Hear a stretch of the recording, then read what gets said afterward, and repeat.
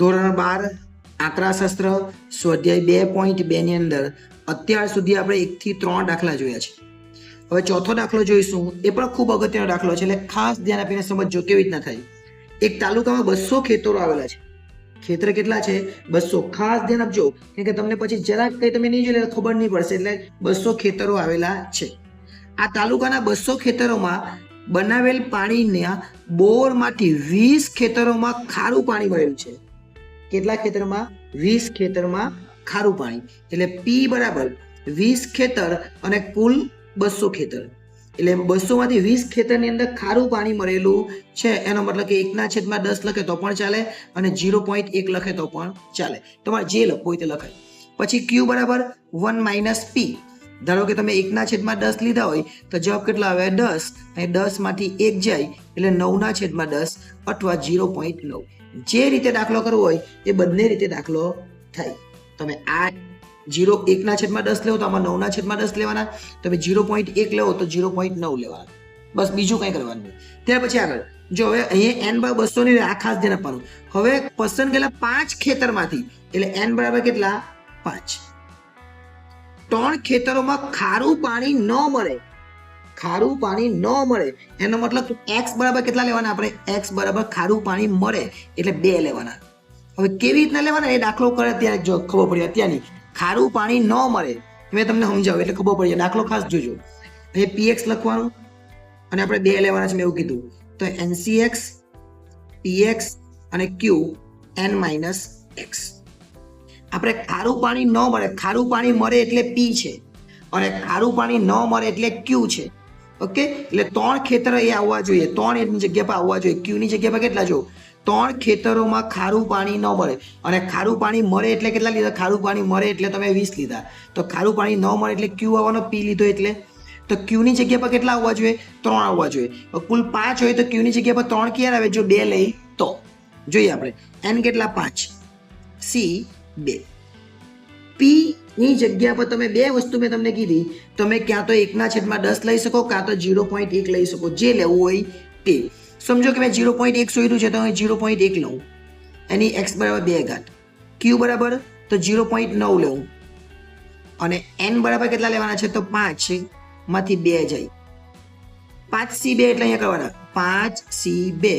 2 છે એટલે 2 × 1 અને ઉપર 2 આંકડા લખવાના 5 અને 4 એટલે 2 નીકળી જાય. તો જવાબ કેટલા આવે? 10. એટલે અહીંયા લખવાનું 10.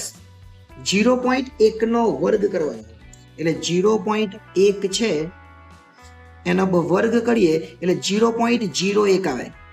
0.01 અને 0.9 છે એની કેટલી ઘાત થઈ જવાની? 3 ઘાત. જો 0.9 ની 3 ઘાત. હવે આપણને શું કીધું છે? પસંદ 3 ખેતરોમાં ખારું પાણી ન એટલે Q બરાબર 3 આવવા જોઈએ. જો Q બરાબર 3 આવી ગયા એટલે એ રીતે આપણે પસંદ કરવાનું છે કે 2 કેવી રીતના આવે એ ખાસ ધ્યાન આપજો. એ 10, 0.01 અને 0.9 ની 3 ઘાત એટલે 0.9 આ 0.9 ગુણ્યા 0.9 ગુણ્યા 0.9 એટલે 0.729 આપણા 0.729. ઓકે, હવે આ બધાનો ગુણાકાર કરી દે એટલે આપણો જવાબ આવી જાય. આ બધાનો ગુણાકાર કરીએ એટલે ગુણ્યા 10 ગુણ્યા 0.01 એટલે આપણો જવાબ 0.0729. 0.0729. હવે એવું નથી કે તમે આ રીતે દાખલો કરતો જ આવે. તમે અહીંયા 1/10 લઈને કહો તો બી ચાલે. ચાલો એ રીતે બી કરી દે. px બરાબર 2, NCX px અને Q n - x. n કેટલા? તો 5. C કેટલા? તો C 2 આવ્યા. અહીંયા જોવાનું 1/10 લખવાના. જે મેં કીધેલું હોય જો 1/10 અને 9/10 એટલે 1/10 ની x બરાબર 2 અને પછી 9/10 માં 5 - 2. 5C2 એટલે આપણે આગળ કર્યા 10. અહીંયા 1/10 નો 1 નો વર્ગ એટલે 1, 10 નો વર્ગ એટલે 100. 9/10 ની કેટલી ઘાત લખવાની? 3 ઘાત લખવાની. એટલે 10 ગુણ્યા 1/100 ગુણ્યા 9 નો ઘન એટલે 729. 9 × 9 × 9 અને 10 નો ઘન એટલે 1000. ઓકે, હવે તમારે શું કરવાનું?